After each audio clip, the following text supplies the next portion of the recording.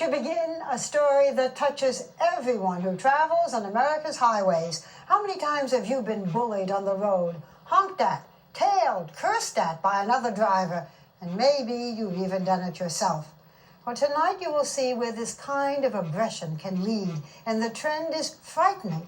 Hundreds of people are killed or injured every year by drivers pushed over the edge by the most trivial offense, and the numbers keep rising.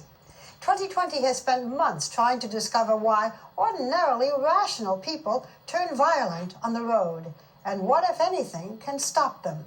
The next time you get behind the wheel of your car, keep in mind Tom Jarrell's cautionary report.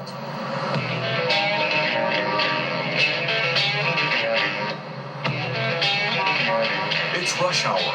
Everyone's in a hurry, and someone else is in the way. Maybe you've noticed the tension getting worse.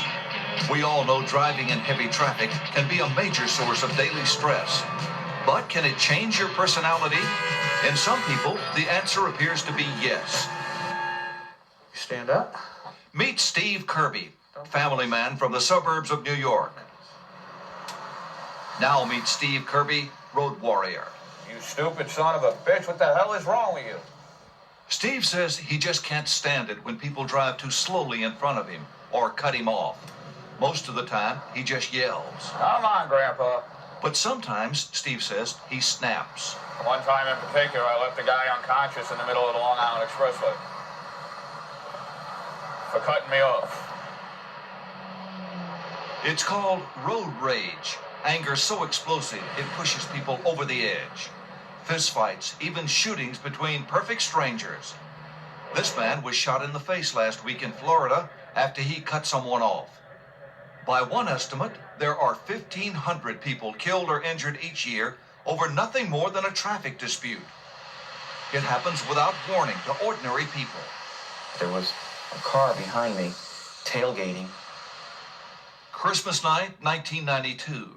John Mascaro was driving his family home to Queens, New York. His wife, Pamela, sat beside him. Daughter Holly, who had just turned 3 that very day, was dozing in the back. You were in the left lane, some would call the hammer lane or the fast lane. Right. I didn't make any attempt at first to get out of his way because I was doing 70 to 75 in the passing lane. And in addition, there was really nowhere to go. But for the driver behind Mascaro, that wasn't good enough. He moved over and sped up for a face-to-face confrontation. I looked over at him. I had to lean forward a bit to get in front of my wife, and I shrugged my shoulders and said, look, what the hell do you want? Because I can't get out of your way. And I don't know, maybe that just set him off, because that was all I did. You didn't shake your fist at him? I didn't shake my fist at him.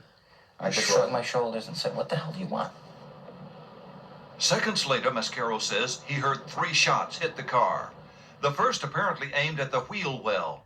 The second barely missed Holly, leaving a gaping hole in her car seat. And then the last shot hit my wife.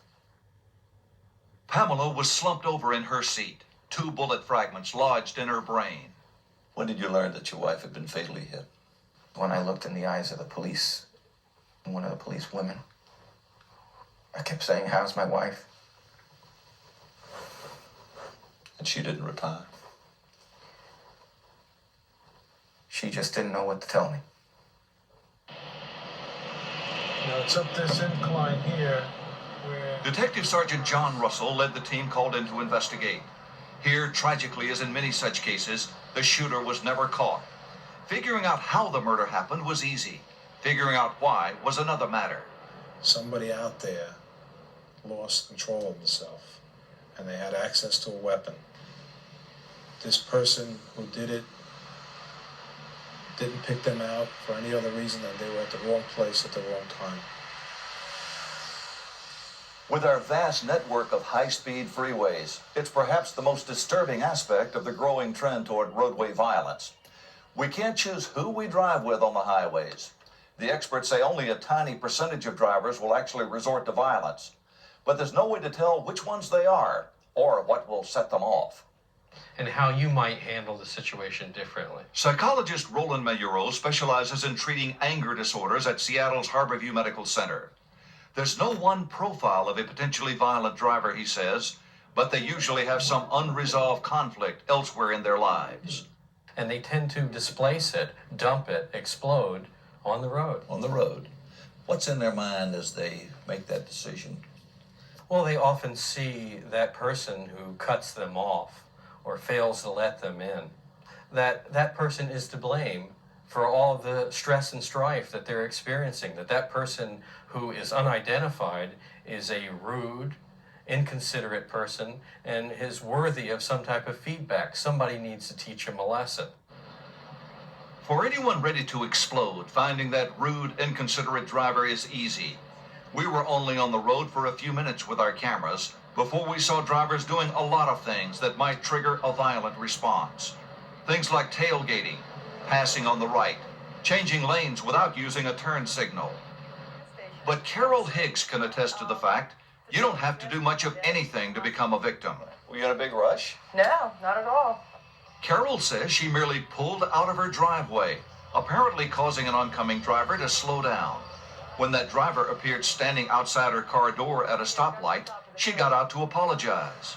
And that's when he spit in my face, and I put my hand up to block the spit from going in my face. And when I brought my head back around, his fist was in midair. Clocked me here in my cheek. He hit you across the Yeah, face. he hit me right here, and his fist kept going. And did he break your nose? Yes, he broke my nose in 5 places. 5 places. Mm-hmm. How much of it is congestion in traffic that's driving people over the edge? Well, that contributes to it. Certainly, traffic has a number of factors that make it a difficult thing to handle. It's a form of waiting in line, it's a form of crowding. But these conditions exist in lots of places. People wait in line at the grocery store, the post office, the airport. No one looks very happy about being delayed. But you rarely see people flipping fingers at one another, much less hauling off and hitting the person who cuts in line. What then is so different about driving? Professor Jack Levin is an expert on violence. He says the car itself contributes to the problem. How does this cause people to actually step over the line and sometimes become violent? Well, Tom, the automobile gives the illusion of privacy. You slam the doors, it's soundproof, you're protected by steel and glass. In effect, he says, you're anonymous, protected. You're even driving your own getaway car. Therefore, you're much more likely to do whatever you feel like doing at the moment. Would you shout obscenities at someone else if you were a pedestrian? Would you give them the finger? Unlikely. And every bit as important, the experts say, is the fact that the car is a powerful weapon, 3,000 pounds of steel, that can be used to intimidate, provoke, or even ram someone. Viewed remotely over TV monitors at high-tech centers like this one in Maryland, traffic seems to flow in a calm, orderly pattern. In fact, no matter how they behave, most drivers aren't trying to intimidate anybody. They're not trying to pick a fight either. But more and more people are carrying guns in their cars. Permits to carry concealed weapons are now available in 41 states, which means any minor provocation has the potential to explode into a deadly confrontation. Bill Kemp says that's exactly what happened to him, though he swears it wasn't his fault. I don't relish the fact of hurting anybody. I can't even squash hit a fly or kill a roach. And yet Kemp sits in prison, convicted of manslaughter. Listen and you'll hear how a man with no prior record of violence got there. The confrontation was simple at first. He pulled across both lanes and drove me up onto the median. So I rolled down the window and I asked him, "Hey, didn't you see me? What's wrong, And he cracked the window and just shot me a bird. So, I said, okay, and I said a couple of choice words, and to me, that was it. Kemp says he took off, and the van followed. He followed me, tailgated me. How close was he getting to you? He was getting within a foot. I couldn't see his headlights. He was getting so close. Then the turning point. Kemp took the gun he says he used only for target practice out of its lockbox and loaded it. The scene was set for disaster. Your gun was semi-automatic. It was a Browning high power Yeah. semi-automatic. And all I remember was pulling the trigger and trying to control it. And then I looked up and the van stopped in front of me. And the gun is still in my hand and I'm still squeezing the trigger. but nothing's happening. It's empty. 17-year-old Rosella Gambini had been out on a date with her boyfriend that night. Now she lay dead on the floor of his van. Had you ever fired a gun in anger at anyone? No, absolutely not. But Mr. Kemp, 14 times. 14 shots. Sounds like a guy who is mad as hell. Yeah, it does, but I'm telling you, I was in panic, and I was scared out of my mind. Should people be sympathetic with you? I like to think so. I didn't start the incident. I'm a victim as much as the person who passed away. These men don't buy it. They've all been in violent confrontations before, though none was deadly. They're now in anger management class learning to control their rages. We asked them to watch parts of our interview with Bill Kemp to see if they would identify with his plight. One in this group asked not to be photographed. So does he deserve sympathy? You see the dilemma he was in. What do you think, Bob? I think it's just another example of anger destroying two lives. No points for fear, they said, because Kemp put himself in the situation and could have taken himself out of it. Psychologist Dave White conducts the anger management course. What the point is here is that as a driver, each human being is responsible for what happens to them, even though the other guy starts it. They're responsible for what happens to them. If somebody does something on the road that's provocative, go around it, avoid it, don't get off the road, no confrontation, just get out of there if you can. White's therapy for the rage-prone driver is something like a bucket of cold water in the face. For Dave Coons, the course was an alternative to a jail sentence. I did get out of the car, and I was running around and I was hitting people, and I went beyond what society's going to allow, and that, to me, is just like growing up. Grow up. A police officer put things in perspective for Randy King after a violent dispute in a parking lot. The bottom line came down to it is, what if this man would have had a gun? And your boy is sitting over there. You'd be a dead daddy right now. And that scared me. So how does anger management work? How does a hot-tempered driver learn to calm down on the road? Most important, at least according to this therapy, is a change in attitude about the other people on the road. For instance, this is what the old angry Dave Coons used to see as he drove. Yuppies, squeezers, it's hard for me to talk about this, but it's pea-brains, idiots. Coons says it was this kind of thinking that allowed him to lose control. I mean, we even learned that is specifically usually used right before the violence.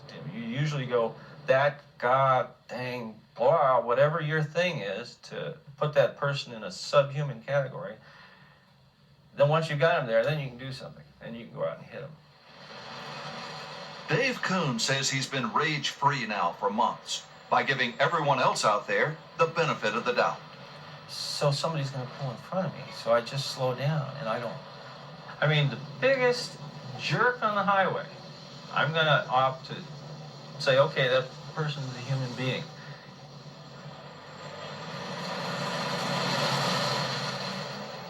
Well, that's certainly good advice. Tom, most people don't have access to an anger clinic. What's the best advice? Barbara, stress management and specialists in stress management can help a lot. For example, there was a case in New York where a car rammed another deliberately. The judge sentenced the driver to go to his church and talk to his preacher about getting control of stress in his life. Of course, one thing that would help is not having guns when you're driving. Raging guns don't make it. They are a deadly, deadly combination. What if you're tailed or bullied?